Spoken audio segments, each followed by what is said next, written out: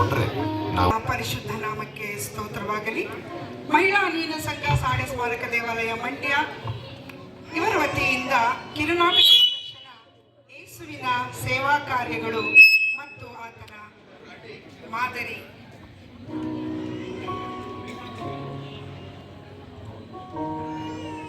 ಎಂಬ ಆತ್ಮಿಕ ಕಿರುನಾಟಕ ಪ್ರದರ್ಶನವನ್ನ ಪ್ರಸ್ತುತಪಡಿಸಲಿದ್ದೇವೆ.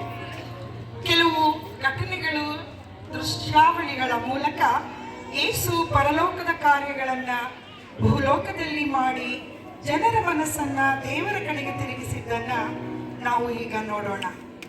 ಮೊದಲನೆಯ ದೃಶ್ಯಾವಳಿ, ಯೇಸುವಿನ ದೀಕ್ಷಾ ಸ್ನಾನ. ಪ್ರವಾದಿಯಾದ ಯೆಶಾಯನಿಂದ ಸೂಚಿತನಾದ ಸ್ನಾನಿಕನಾದ ಯೋಹಾನನು, ಕರ್ತನ ದಾರಿಯನ್ನು ಸಿದ್ಧ ಮಾಡಿರಿ, ಆತನ ಹಾದಿಗಳನ್ನು ನೆಟ್ಟಗೆ ಮಾಡಿರಿ ಎಂದು ಸಾರಿ ಹೇಳುತ್ತಾ ಕರ್ತನಾದ ಯೇಸುವಿನ ಮುಂದೂತನಾಗಿ ಬಂದು ಹೀಗೆ ಹೇಳಿದನು: ಪರಲೋಕ ರಾಜ್ಯವು ಸಮೀಪಿಸಿತು. ನಿಮ್ಮ ಪಾಪಗಳ ಪರಿಹಾರಕ್ಕಾಗಿ ದೇವರ ಮಾರ್ಗವನ್ನ ಅನುಸರಿಸುತ್ತಾ ದೀಕ್ಷಾ ಸ್ನಾನ ಮಾಡಿಸಿಕೊಳ್ಳಿರಿ ಎಂದು ಯೋಹಾನನು ಅಡವಿಯಲ್ಲಿ ಸಾರಿ ಹೇಳುತ್ತಾ ಇದ್ದನು. ಆಗ ಯೆರೂಸಲೇಮು, ಎಲ್ಲ ಯೂದಾಯ, ಯೋರ್ದನ್ ಹೊಳೆಯ ಸುತ್ತಮುತ್ತ ಇರುವಂತ ಸೀಮೆಯ ಜನರು ಅವನ ಬಳಿಗೆ ಹೊರಟು ಬಂದು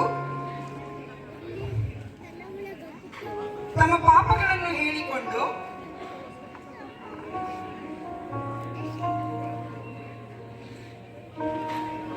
ಯೋರ್ದನ್ ಹೊಳೆಯಲ್ಲಿ ದೀಕ್ಷಾ ಸ್ನಾನ ಮಾಡಿಸಿಕೊಳ್ಳುತ್ತಿದ್ದರು.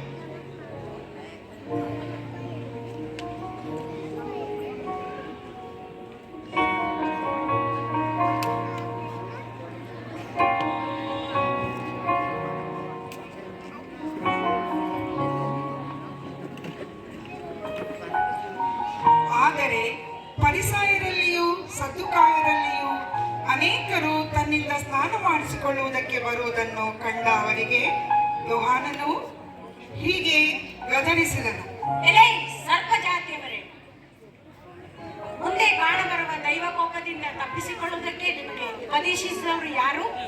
ಹಾಗಾದ್ರೆ ನಿಮ್ಮ ಮನಸ್ಸು ದೇವರ ಕಡೆಗೆ ತಿರುಗುತ್ತಿರುವುದನ್ನು ತಕ್ಕ ಫಲದಿಂದ ತೋರಿಸಿರಿ ಎಂಬುದಾಗಿ ಜನರಿಗೆ ಹೇಳುತ್ತಾ ಇರುವಂತಹ ಕಾಲದಲ್ಲಿ ಯೇಸು ಯೋಹಾನನಿಂದ ಸ್ನಾನ ಮಾಡಿಸಿಕೊಳ್ಳಬೇಕೆಂದು ಗಲಿಲಾಯದಿಂದ ಯೋರ್ದನ್ ಹೊಳೆಗೆ ಬಂದನು. ಆಗ ಯೋಹಾನನು, ನಾನು ನಿನ್ನಿಂದ ಸ್ನಾನ ಮಾಡಿಸಿಕೊಳ್ಳತಕ್ಕನಾಗಿರುವುದು, ನೀನು ನನ್ನ ಬಳಿಗೆ ಬರುವುದೇನು? ಸತ್ಯಕ್ಕೆ ಒಪ್ಪಿಕೋ, ಹೀಗೆ ನಾವು ಎಲ್ಲಾ ಧರ್ಮವನ್ನು ನೆರವೇರಿಸಬೇಕಾಗಿದೆ ಎಂದು ಹೇಳಿದಾಗ ಯೋಹಾನನು ಒಪ್ಪಿಕೊಂಡನು. ಯೇಸು ಸ್ನಾನ ಮಾಡಿಸಿಕೊಂಡ ಕೂಡಲೇ ಆಕಾಶವು ತೆರೆದು ದೇವರಾತ್ಮವು ಪಾರಿವಾಳದ ಹಾಗೆ ಅವನ ಮೇಲೆ ಇಳಿದು ಬರುವುದನ್ನು ಕಂಡನು. ಈತನು ಪ್ರಿಯನಾಗಿರುವ ನನ್ನ ಮಗನು, ಈತನನ್ನು ನಾನು ಮೆಚ್ಚಿದ್ದೇನೆ. ಕೂಡಲೇ ಯೇಸು ದೇವರಾತ್ಮ ಪ್ರೇರಿತನಾಗಿ ಅಡವಿಗೆ ಹೋದನು. 40 ದಿವಸ ಅಡವಿಯಲ್ಲಿ ಮೃಗಗಳೊಂದಿಗೆ ಇದ್ದು ಸೈತಾನನಿಂದ ಶೋಧಿಸಲ್ಪಡುವನಾದನು. ನಂತರ ಯೋಹಾನನು ಸರಿಗೆ ಬಿದ್ದ ಮೇಲೆ ಯೇಸು ಗಲಿಲಾಯ ಸೀಮೆಗೆ ಬಂದು ಕಾಲವು ಪರಿಪೂರ್ಣವಾಗಿತ್ತು, ದೇವರ ರಾಜ್ಯವು ಸಮೀಪಿಸಿತು, ದೇವರ ಕಡೆಗೆ ತಿರುಗಿಕೊಂಡು ಸುವಾರ್ತೆಯನ್ನು ನಂಬಿರಿ ಎಂದು ದೇವರ ಸುವಾರ್ತೆಯನ್ನು ಸಾರಿ ಹೇಳಿದರು. ಹೀಗೆ ಯೇಸು ಪ್ರತಿಷ್ಠೆಯನ್ನು ಹೊಂದಿ ತನ್ನ ಉದ್ಯೋಗವನ್ನು, ಅಂದರೆ ಸೇವಾ ಕಾರ್ಯವನ್ನು ಭೂಲೋಕದಲ್ಲಿ ಪ್ರಾರಂಭಿಸಿ ಶಿಷ್ಯರನ್ನಾಗಿ ಮಾಡಿಕೊಳ್ಳುತ್ತಾ ಪರಲೋಕ ಕಾರ್ಯವನ್ನು ಭೂಲೋಕದಲ್ಲಿ ಆರಂಭಿಸಿ. ಎರಡನೆಯ ದೃಶ್ಯಾವಳಿ, ಯೇಸು ಪ್ರಥಮ ಶಿಷ್ಯರನ್ನು ಮಾಡಿಕೊಂಡದ್ದು. ಹೀಗಿರುವಲ್ಲಿ ಯೇಸು ಗಲಿಲಾಯ ಸಮುದ್ರದಲ್ಲಿ ಇಳಿದುಕೊಂಡು ಹೋಗುತ್ತಿರುವಾಗ ಬೆಸ್ತರಾಗಿದ್ದ ಸೀಮೋನನನ್ನು, ಅಂದ್ರೆಯನನ್ನು ಸಮುದ್ರದಲ್ಲಿ ಬಲೆ ಬೀಸುವುದನ್ನು ಕಂಡರು. ನನ್ನ ಹಿಂದೆ ಬನ್ನಿರಿ, ನಿಮ್ಮನ್ನು ಮನುಷ್ಯರನ್ನು ಹಿಡಿಯುವ ಬೆಸ್ತರನ್ನಾಗಿ ಮಾಡುತ್ತೇನೆ. ಇನ್ನು ಸ್ವಲ್ಪ ಮುಂದೆ ಹೋಗಿ ಜೆಬೆದಾಯನ ಮಗನಾದ ಯಾಕೋಬನನ್ನು, ಆತ ಆತನ ತಮ್ಮನಾದ ಯೋಹಾನನನ್ನು ಕಂಡು ನನ್ನ ಅವರನ್ನು ಕೂಡ ಹಿಂದೆ ಬಂದಿರಿ, ನಿಮ್ಮನ್ನು ಮನುಷ್ಯರನ್ನು ಹಿಡಿಯುವ ಬೆಸ್ತರನ್ನಾಗಿ ಮಾಡುತ್ತೇನೆ. ಅವರು ಅವನ ತಂದೆಯನ್ನು ಮನೆಗೆ ಕಳುಹಿಸಿ ಯೇಸುವನ್ನು ಹಿಂಬಾಲಿಸಿದರು. ಹೀಗೆ ಯೇಸು ಸೇವಾ ಕಾರ್ಯದಲ್ಲಿ ಮುಂದುವರಿಯಲು ತನ್ನ 12 ಮಂದಿ ಶಿಷ್ಯರನ್ನು ಆರಿಸಿಕೊಂಡು ಅವರನ್ನು ಸೇವೆಗೆ ಕಳುಹಿಸಿದರು. ಅವರಿಗೆ ಎಲ್ಲಾ ತರಹದ ರೋಗಗಳನ್ನು ವಾಸಿ ಮಾಡುತ್ತಾ ಬೇನೆಗಳನ್ನು ವಾಸಿ ಮಾಡುವುದಕ್ಕೂ ಅಧಿಕಾರ ಕೊಟ್ಟನು. ಆತನು ಕಳಿಸಿಕೊಟ್ಟ ಅಪೊಸ್ತಲರು ಯಾರೆಂದರೆ, ಮೊದಲನೆಯವನು ಸೀಮೋನನೆನಿಸಿಕೊಳ್ಳುವ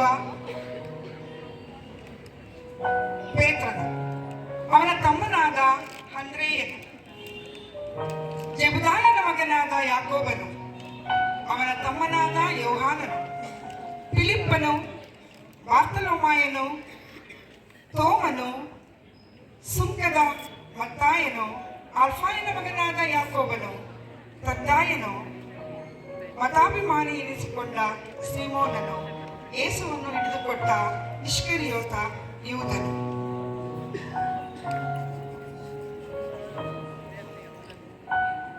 ಮೂರನೆಯ ದೃಶ್ಯಾವಳಿಯನ್ನು ನೋಡೋಣ.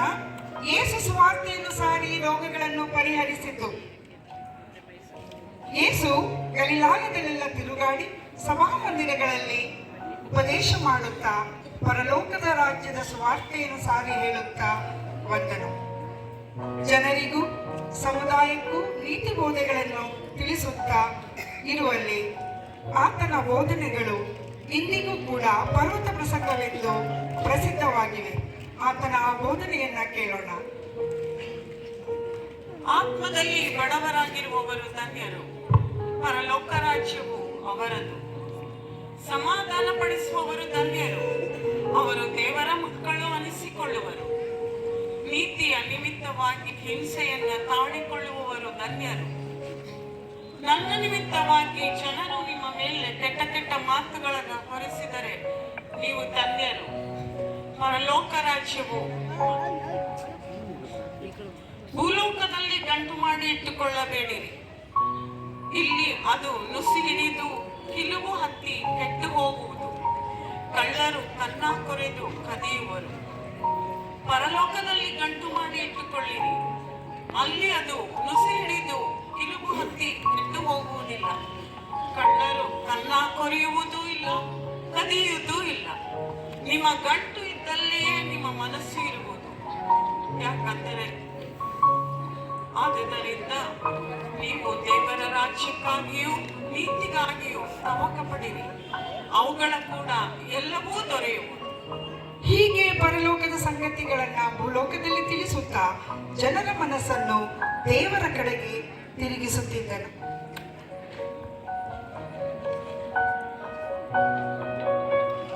ನಾಲ್ಕನೆಯ ದೃಶ್ಯಾವಳಿಯನ್ನು ನೋಡೋಣ. ಶತಾಧಿಪತಿಯ ಆಳನ್ನು ಸ್ವಸ್ಥ ಮಾಡಿದ್ದು. ಆತನು ಕಪೆರ್ನೌಮಿಗೆ ಬಂದಾಗ ದಂಡಿನ ಶತಾಧಿಪತಿಯು ಆತನ ಬಳಿಗೆ ಬಂದು, ಶಿಷ್ಯರು ಸ್ವಲ್ಪ ಹಿಂದೆ ಹೋಗಿ,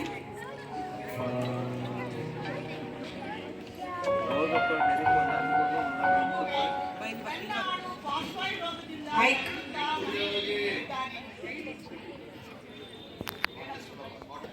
ಪ್ರಭುವೇ, ಪ್ರಭುವೇ, ನನ್ನ ಆಡು ಪಾರ್ಶ್ವಯೋಗದಿಂದ ನರಳುತ್ತಾ ಮನೆಯಲ್ಲಿ ಬಿದ್ದಿದ್ದಾನೆ. ನಾನು ನಿನ್ನ ಮನೆಗೆ ಬಂದು ಅವನನ್ನು ವಾಸಿ ಮಾಡುತ್ತೇನೆ. ನೀವು ಒಂದು ಮಾತು ಹೇಳಿದರೆ ಸಾಕು, ನನ್ನ ಆಳಿಗೆ ಗುಣವಾಗುವುದು. ಇಂಥ ದೊಡ್ಡ ನಂಬಿಕೆಯನ್ನು ನಾನು ಇಸ್ರಾಯೇಲ್ಯರಲ್ಲಿಯೂ ಕಾಣಲಿಲ್ಲ. ನಿಮಗೆ ಹೇಳಬೇಕಾದ ಒಂದು ಮಾತಿದೆ. ಮೂಡಣ ಪಡುವಣ ದಿಕ್ಕುಗಳಿದ್ದ ಜನರು ಕೂಡಿ ಬಂದು ಪರಲೋಕ ರಾಜ್ಯದಲ್ಲಿ ಅಬ್ರಹಾಂ, ಈಸಾಕ್, ಯಾಕೋಬರ ಸಂಗಡ ಊಟಕ್ಕೆ ಕೂಡಿರುವರು. ಆದರೆ ರಾಜ್ಯದ ಬಾಧ್ಯಸ್ಥರು ಹೊರಗೆ ಕತ್ತಲೆಗೆ ಹಾಕಲ್ಪಡುವರು. ಅಲ್ಲಿ ಗೋಳಾಟವು, ಕಟಕಟನೆ ಹಲ್ಲು ಕಡಿಯೋಣವೂ ಇರುವು. ನೀನು ನಂಬಿದಂತೆ ನಿನಗಾಗಲಿ, ಸಮಾಧಾನದಿಂದ ಹೋಗು, ನಿನ್ನ ಆಳಿಗೆ ಗುಣವಾಗು ಎಂದು ಹೇಳಿದನು. ಅದೇ ಗಳಿಗೆಯಲ್ಲಿ ಅವನ ಆಳಿಗೆ ಗುಣವಾಯಿತು. ಸಮಾರ್ಯದ ಸ್ತ್ರೀ ಜೊತೆಗಿನ ಸಂಭಾಷಣೆಯನ್ನು ನೋಡೋಣ. ಯೇಸು ಯೂದಾಯವನ್ನು ಬಿಟ್ಟು ಗಲಿಲಾಯಕ್ಕೆ ಹೋಗುವಾಗ ಸಮಾರ್ಯ ಸೀಮೆಯ ಸುಕರ್ ಎಂಬ ಊರಿಗೆ ಬಂದನು. ಯೇಸು ದಾರಿ ನಡೆದು ದಣಿದು ಯಾಕೋಬನ ಮಗನಾದ ಯೋಸೇಫನಿಗೆ ಕೊಟ್ಟ ಭೂಮಿಯಲ್ಲಿ ಒಂದು ಬಾವಿ ಇದ್ದ ಸ್ಥಳಕ್ಕೆ ಬಂದು ಗಣಿಮಾರಿಸಿಕೊಳ್ಳಲು ಕುಳಿತುಕೊಂಡನು. ಆಗ ಸಮಾರ್ಯದವಳಾದ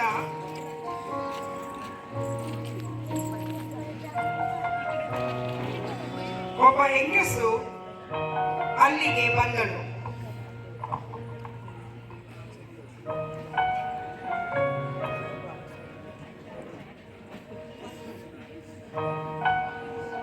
ಅಮ್ಮ, ಕುಡಿಯುವುದಕ್ಕೆ ನನಗೆ ನೀರು ಕೊಡು. ಸಮಾರ್ಯದವಳಾದ ನನ್ನ ಬಳಿಯಲ್ಲಿ ಯೋಗ್ಯನಾದ ನೀನು ನೀರು ಬೇಡುವುದು ಹೇಗೆ?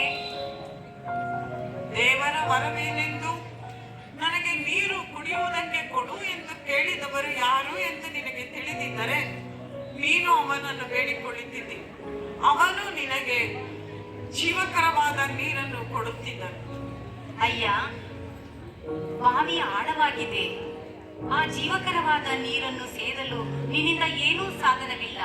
ಹಾಗಿದ್ದರೆ ನೀನು ಇದು ಯಾಕೋಬನಿಗಿಂತ ನೀನು ದೊಡ್ಡವನೋ? ಯಾಕೋಬನೇ ನಮಗೆ ಈ ಬಾವಿಯನ್ನು ಕೊಟ್ಟವನು. ಯಾಕೋಬನು, ಅವನ ಮಕ್ಕಳು ಹಾಗೂ ಅವನ ಸಾಕಿದವುಗಳೆಲ್ಲವೂ ಇದೇ ಬಾವಿಯ ನೀರನ್ನು ಕುಡಿಯುತ್ತಿದ್ದರು. ಈ ನೀರನ್ನು ಕುಡಿದವನಿಗೆ ತಿರುಗಿ ನೀರಡಿಕೆ ಆಗುವುದು. ನಾನು ಕೊಡುವ ನೀರನ್ನು ಕುಡಿಯುವವನಿಗೆ ಎಂದಿಗೂ ನೀರಡಿಕೆ ಆಗುವುದಿಲ್ಲ. ಅದು ಅವನಲ್ಲಿ ಉಕ್ಕುವ ಹೊರತೆಯಾಗಿದ್ದು ನಿತ್ಯ ಜೀವವನ್ನು ಉಂಟು ಮಾಡುವುದು. ಅಯ್ಯ, ಆ ಜೀವಕರವಾದ ನೀರನ್ನು ನನಗೆ ಕೊಡು. ಇನ್ನು ಮುಂದೆ ನನಗೆ ನೀರಡಿಕೆಯಾಗಲಿಕ್ಕಿಲ್ಲ. ನೀರು ಸೇದಲು ನಾನು ಇಷ್ಟು ದೂರ ಬರಬೇಕಾದದ್ದೂ ಇಲ್ಲ. ಹೋಗಿ ನಿನ್ನ ಗಂಡನನ್ನು ಕರೆದುಕೊಂಡು ಬಾ. ನನಗೆ ಗಂಡನಿಲ್ಲವೆಂದು ನಿನಗೆ ಗಂಡನಿಲ್ಲವೆಂದು ನೀನು ಹೇಳುವುದು ಸರಿಯಾಗಿದೆ. ನಮ್ಮ ಹಿರಿಯರು ದೇವಾರಾಧನೆ ಮಾಡಲು ಆ ಬೆಟ್ಟಕ್ಕೆ ಹೋಗುತ್ತಿದ್ದರು. ಆದರೆ ದೇವಾರಾಧನೆ ಮಾಡಲು ನೀನು ಯೆರೂಸಲೇಮಿನಲ್ಲೇ ಇದೆ ಅನ್ನುತ್ತೀಯ. ಬರತಕ್ಕ ಕ್ರಿಸ್ತನು ನೀನಲ್ಲವೋ? ಅಮ್ಮ, ನನ್ನ ಮಾತನ್ನು ನಂಬು.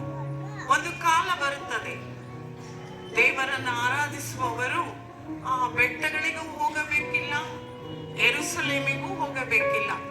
ಬರಬೇಕಾದ ರಕ್ಷಣೆಯು ಯೆಹೂದ್ಯರೊಳಗಿಂದಲೇ ಬರುತ್ತದೆ.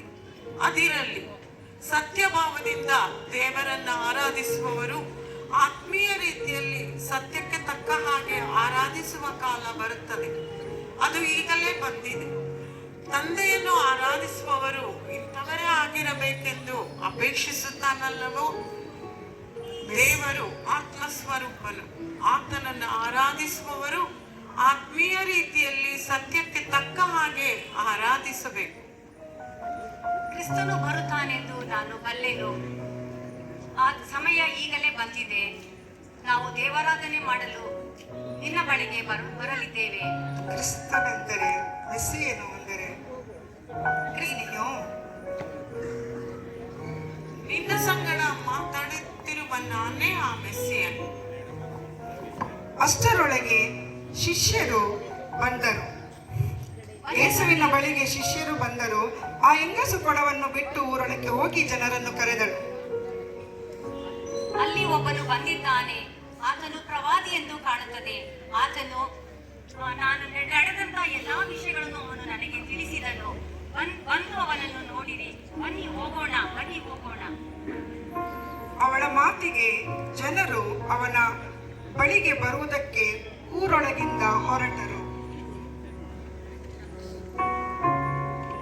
6ನೆಯ ದೃಶ್ಯವನ್ನು ನೋಡೋಣ. ಕಾನಾನ್ಯ ಸ್ತ್ರೀಯೊಂದಿಗಿನ ಸಂಭಾಷಣೆಯನ್ನು ನೋಡೋಣ. ಯೇಸು ತೂರ್ ಸೀದೋನ್ ಪಟ್ಟಣ ಪ್ರಾಂತ್ಯಗಳಿಗೆ ಹೋಗಿ ಯಾರಿಗೂ ಗೊತ್ತಾಗಬಾರದೆಂದು ಒಂದು ಮನೆಯೊಳಕ್ಕೆ ಹೋಗಿ ಕುಳಿತುಕೊಂಡನು. ಆದರೆ ಆತನು ಗುಪ್ತವಾಗಿರಲು ಸಾಧ್ಯವಾಗದೆ ಹೋಯಿತು. ಅಲ್ಲಿಗೆ ಅನ್ಯ ಮತಸ್ಥಳು, ಸುರಪೈನಿಕೆಯವಳು ಆಗಿರುವ ಒಬ್ಬ ಹೆಂಗಸು ಬಂದು ಆತನ ಪಾದಕ್ಕೆ ಅಡ್ಡ ಬಿದ್ದು, ಸ್ವಾಮಿ, ದಾವೀದನ ಕುಮಾರನೇ, ನನ್ನನ್ನು ಕರುಣಿಸು. ನನ್ನ ಮಗಳಿಗೆ ಆ ದೆವ್ವದ ಕಾಟವು ಬಹಳವಾಗಿದೆ. ನನ್ನ ಮಗಳ ದೆವ್ವವನ್ನು ಬಿಡಿಸಿ ಎಂದು ಕೂಗಿ ಹೇಳಿಕೊಂಡಳು. ಆತನು ಏನೂ ಉತ್ತರ ಕೊಡದೆ ಹೋಗಲು ಅವರ ಶಿಷ್ಯರು ಹೀಗೆ ಹೇಳಿದರು,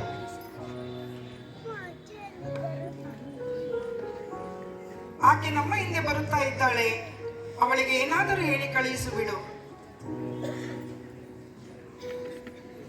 ತಪ್ಪಿ ಹೋದ ಇಸ್ರಾಯೇಲಿಗೋಸ್ಕರ ನಾನು ಬಂದನೇ ಹೊರತು ಮತ್ಯಾರ ಬಳಿಗೂ ನಾನು ಬಂದವನಲ್ಲ.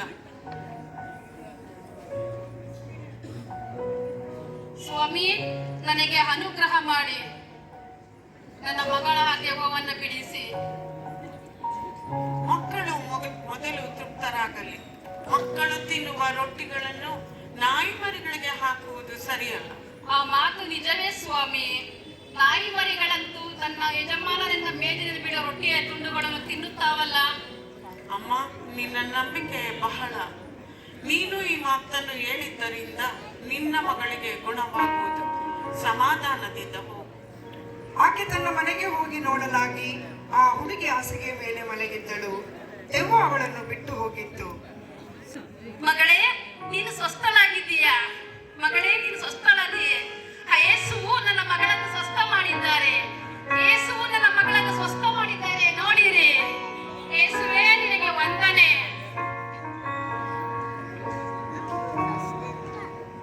ಮುಂದಿನ ದೃಶ್ಯ, ಮೂರ್ಛಾರೋಗಿಯನ್ನು ಸ್ವಸ್ಥ ಮಾಡಿತು. ಯೇಸು ಜನರ ಗುಂಪಿನ ಬಳಿಗೆ ಬಂದಾಗ ಒಬ್ಬನು ಆತನ ಹತ್ತಿರಕ್ಕೆ ಬಂದು ಅವನ ಮುಂದೆ ಮೊಣಕಾಲೂರಿ ಹೀಗೆ ಹೇಳಿದನು,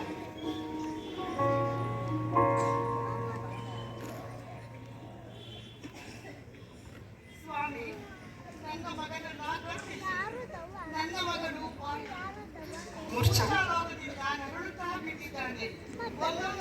ಅಕ್ಕ ಮೈಕ್ ಹತ್ರ ಮಾತಾಡಿ. ಒಂದೊಂದು ಸಲ ನೀರಿನಲ್ಲಿಯೂ ಒಂದೊಂದು ಸಲ ಬೆಂಕಿಯಲ್ಲಿಯೂ ಬಿದ್ದು ಹೋಗುತ್ತಾನೆ.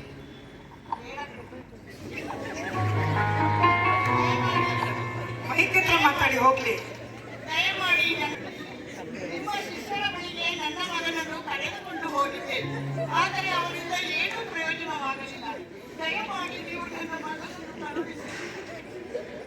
ಎಲೈ, ನಂಬಿಕೆ ಇಲ್ಲದಂತ ಮೂರ್ಖ ಸಂತಾನವೇ, ಇನ್ನೆಷ್ಟು ದಿವಸ ನಾನು ನಿಮ್ಮ ಸಂಗಡ ಇರಲಿ? ಇನ್ನೆಷ್ಟು ನಿಮ್ಮನ್ನು ನಾನು ಸಹಿಸಿಕೊಳ್ಳಲಿ? ಹೋಗಿ ಅವನನ್ನು ಕರ್ಕೊಂಡು ಬನ್ನಿ.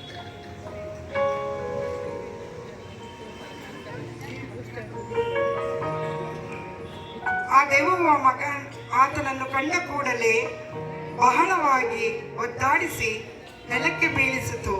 ಆತನು ನರಿಸುರಿಸುತ್ತಾ ಒದ್ದಾಡಿದನು. ಇದು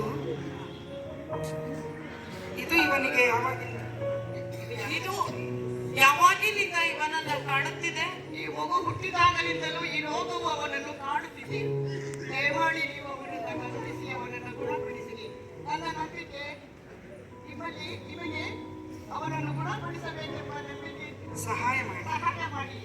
ನನ್ನಲ್ಲಿ ಸ್ವಸ್ಥತೆ, ನನ್ನಲ್ಲಿ ನಂಬಿಕೆ ಇಲ್ಲದಿದ್ದರೆ ನೀವು ಅವನನ್ನು ನಂಬಿಕೆ ಇರುವಂತೆ ಮಾಡಿ. ಎಲೈ, ಕಿವುಡಾದ ಮೂಕನೇ ಬಾಬೆ, ಇವನನ್ನು ಬಿಟ್ಟು ಹೋಗು.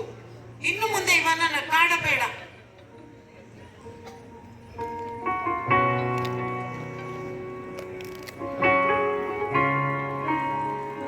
ಆ ಹುಡುಗನು ಎದ್ದು ನಿಂತನು.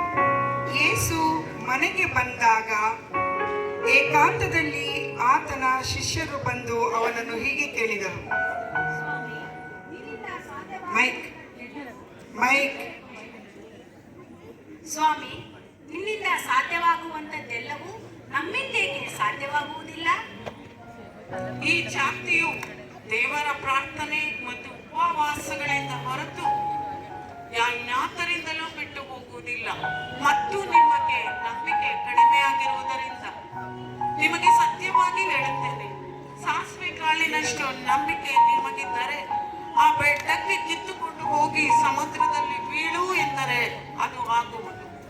ನಂಬಿಕೆ ಇದ್ದರೆ ಎಲ್ಲ ಕಾರ್ಯವೂ ಆಗುವುದು. ಹೀಗೆ ಯೇಸು ಶಿಷ್ಯರಿಗೆ ಬೋಧಿಸುತ್ತಾ ಜನರಿಗೂ ತಿಳಿಸುತ್ತಾ ಪರಲೋಕ ಕಾರ್ಯಗಳನ್ನ ಭೂಲೋಕದಲ್ಲಿ ಮಾಡಿದನು.